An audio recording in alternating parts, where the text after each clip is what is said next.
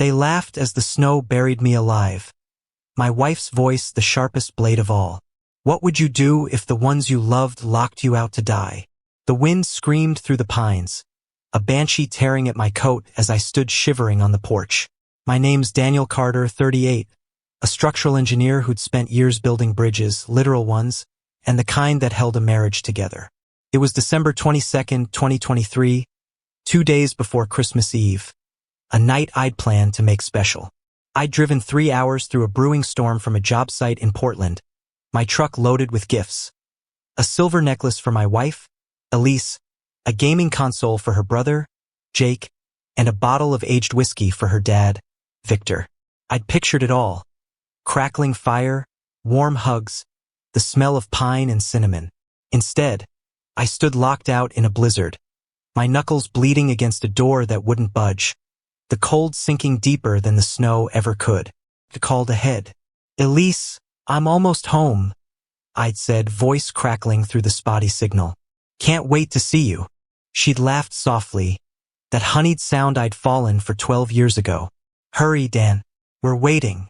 I'd smiled, imagining her in that red sweater she wore every winter, her dark hair spilling over her shoulders. Her niece and nephew, staying with us for the holidays, would be bouncing around, hyped for presents. Her parents, Victor and Lorraine, had moved in 6 months back after his construction business tanked. I'd welcomed them because that's what family does, sticks together. But when I pulled into the driveway of our cedar-shingled house in Bend, Oregon, the windows glowed with a light that felt wrong. Too harsh, too mocking. I trudged through knee-deep snow, arms full, boots crunching. The door was locked. I knocked. No answer. I pounded harder, my breath fogging in the sub-zero air. Then I heard it. Laughter, high and cruel, slicing through the storm. Elisa's voice rang out, sharp as ice. Freeze out there, you useless fool. Her family joined in, a chorus of malice. I pressed my face to the frosted window. Their silhouettes danced, glasses raised, faces twisted with glee. My chest tightened, a cold deeper than the blizzard settling into my bones. This wasn't a prank. This was betrayal, raw and deliberate, on a night meant for love. Welcome to Cheating Stories Diary, where the truth cuts coldest. The snow piled against my legs as I stumbled back, staring through that window like a ghost peering into a life I didn't recognize. My hands trembled, raw from pounding, as I fumbled for my phone in the truck. The heater hummed, a weak pulse against the frost creeping up my spine. I needed answers, something to explain why Elise, the woman I'd loved for 12 years, had turned on me. The screen glowed, notifications stacking like accusations. Bank alerts first. $12,000 drained over 4 months. My breath hitched, fogging the cab.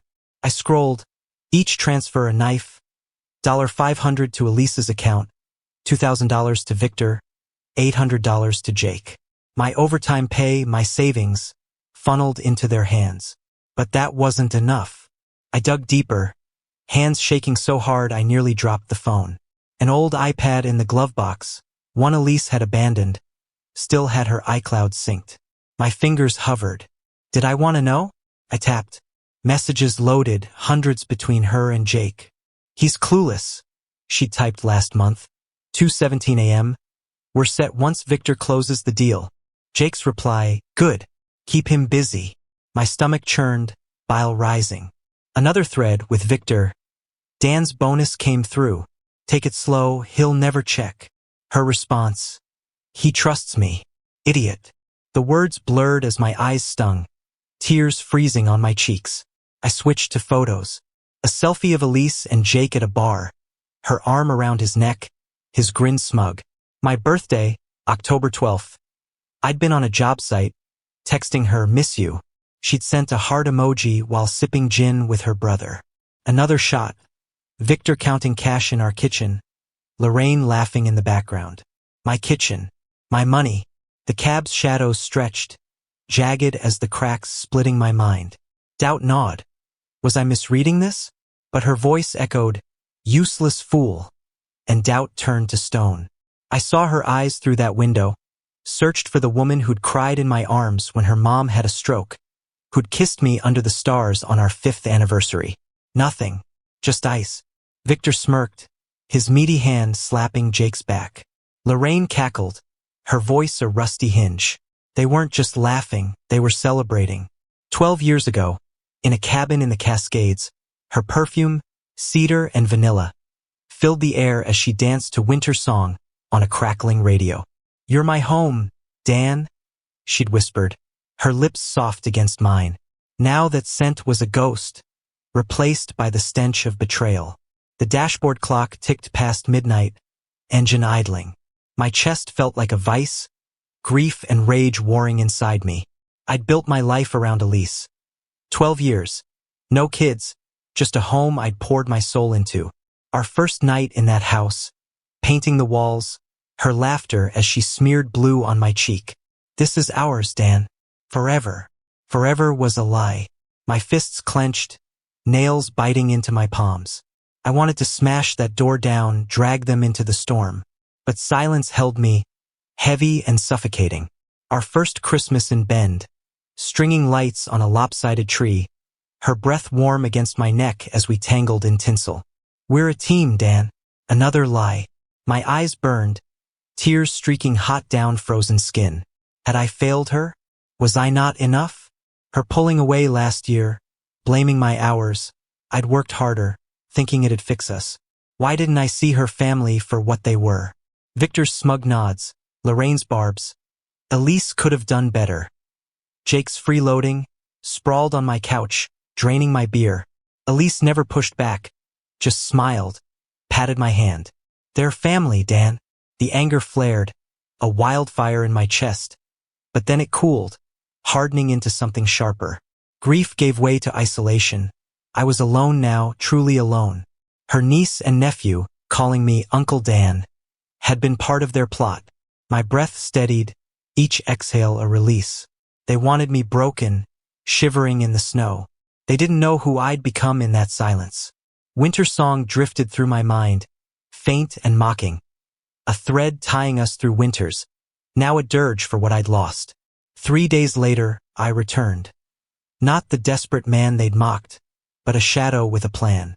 I crashed with my buddy Mark in his cabin 20 miles out. He'd offered a bed, a fire, no questions, just space to think. I'd used it well. Bank statements printed, text screenshot, lawyer on speed dial. Karen had frozen our accounts, canceled Elise's cards, drafted divorce papers. I'd planted seeds, whispers to friends about Victor's business, Jake's debts, letting the rumor mill churn. I'd installed a hidden camera in the garage weeks ago, testing it for a project. Now it caught Victor stashing cash. Proof of theft I'd report later. My emergency fund, $20,000 Elise never knew about, funded Karen's work, kept me afloat. The house loomed, snow-dusted, windows dim. I knocked once, sharp and deliberate. Elise opened the door, her red sweater stained, hair limp. Her eyes widened, then narrowed. "Dan, what are you doing here?" Her voice quivered, fear seeping through. I stepped inside, boots thudding on the hardwood. The air reeked of stale beer and cigarettes, a far cry from the pine and cinnamon Christmases I'd dreamed of. Victor sprawled on the couch, beer can dangling. Lorraine hovered, hands twisting. Jake glared, fists balled. "Get out!" Elise snapped, but her tone wavered. I tossed the folder, bank records, eviction notice, divorce papers, onto the coffee table. It landed with a dull thud. "Your house? Not anymore." Victor lunged for it, face purpling as he read. "What the hell is this?" he growled, voice thick with panic. "Everything you deserve," I said, steady as steel. "No more handouts. No more me." Elisa's face crumpled, a sob breaking free. "Dan, you can't do this. We can talk."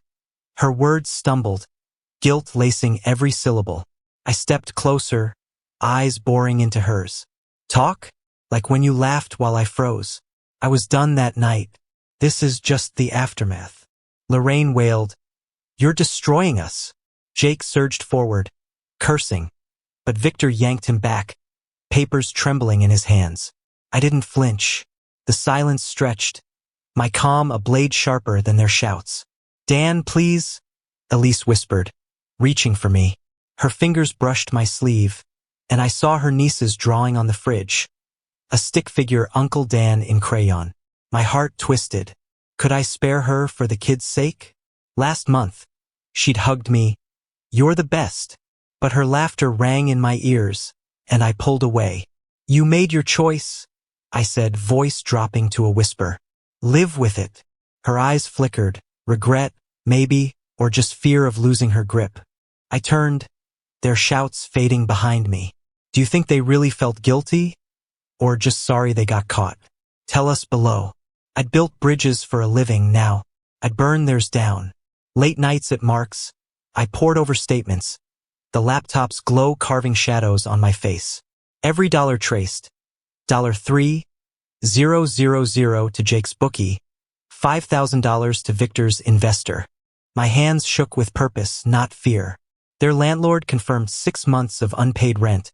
My loans their lifeline. I ensured the eviction hit fast. Utilities cut by noon. Whispers spread. Victor's embezzlement. Jake's gambling. Each a brick in their collapse. New Year's Eve loomed. A party at the brew house. Her clients, our friends, all there. I'd walk in, folder in hand, and let the truth spill. But doubt crept in. Was I overreacting? Her hand in mine at her mom's hospital bed.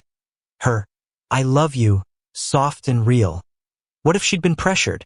Her niece and nephew flashed in my mind. Would they hate me? I'd been their rock, not their blood. Love tugged. A fraying thread. Could I forgive? A snowflake tapped the cabin window, delicate, fleeting, like our marriage. Beautiful once, now melting into nothing. Then I saw her smirk through that window, heard useless fool, and the thread snapped. Winter song hummed, a cruel echo. Justice won. 2 weeks later, I sat in my new apartment, a sparse one-bedroom overlooking the Deschutes River. The silence was mine now, not theirs. Elisa's email popped up, rambling, desperate. Dan, I'm sorry. We're in a motel. Dad's gone, Jake's in debt. Mom's a wreck. Please, let's fix this. I felt nothing. No rage, no pity. Just cold satisfaction. I forwarded it to Karen and hit send. The house was sold. Debts piling up on their end. Not mine. They'd left me in the cold. But I'd thrived there. I walked to the window, snow falling soft and quiet. Elise humming winter song as we decorated our first tree. A ghost of a life I'd buried. They thought I'd shatter, but I'd rebuilt. Stronger, alone but free. The river glinted below, a ribbon of ice under the moon. I crossed my last bridge and it felt like peace. Have you ever been left behind by someone you trusted with your life? Share your story below, because stories like these deserve to be told. And don't forget to like, subscribe, and hit the bell. The next story, you won't see it coming.